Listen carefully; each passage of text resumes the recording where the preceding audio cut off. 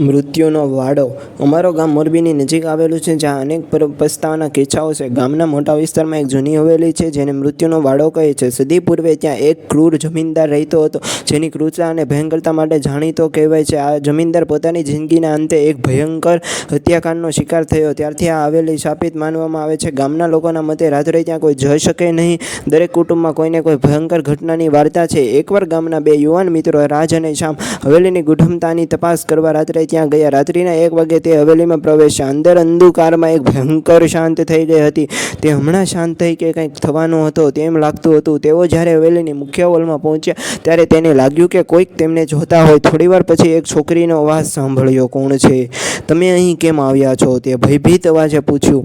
તેમણે નક્કી કર્યું કે તપાસ કરે અને અવાજના સ્ત્રોત સુધી પહોંચી ગયા. ત્યાં તેમને એક પ્રાચીન મળી, જેમાંથી છોકરીએ તેનું પ્રતિબિંબ જોયું. તે છોકરીની આંખોમાં ભય અને દુઃખ ભરેલું હતું. મને મુક્ત કરો, આ શાપિત હવેલીમાંથી મને મુક્ત કરો, તે રડતી હતી. રાજ અને શ્યામ ખૂબ કોશિશ કરી, પરંતુ છોકરીને બચાવી શક્યા નહીં. આખરે તેઓ ત્યાંથી ભાગી ગયા. તેઓને લાગ્યું કે હવેલીમાં કોઈ ભયંકર રહસ્ય છુપાયેલું છે. ગામમાં ફરી આવ્યા પછી તે બંને ભયંકર કંપી રહ્યા અને તેની તબિયત ખરાબ થવા લાગી. થોડી જ દિવસોમાં રાજ અને શ્યામને શાપ લાગ્યો અને તેઓ બેભાન થઈ ગયા. ગામમાં આ ઘટના જાણીતા થયા પછી હવેલીને દૂર રહેવા લોકોને ચેતવણી આપવામાં આવી.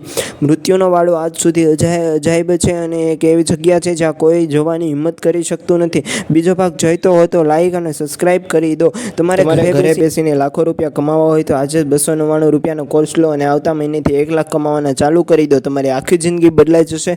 ડિસ્ક્રિપ્શનમાં લિંક આપેલી છે, ત્યાં ક્લિક કરીને કોર્સ કરી દેજો.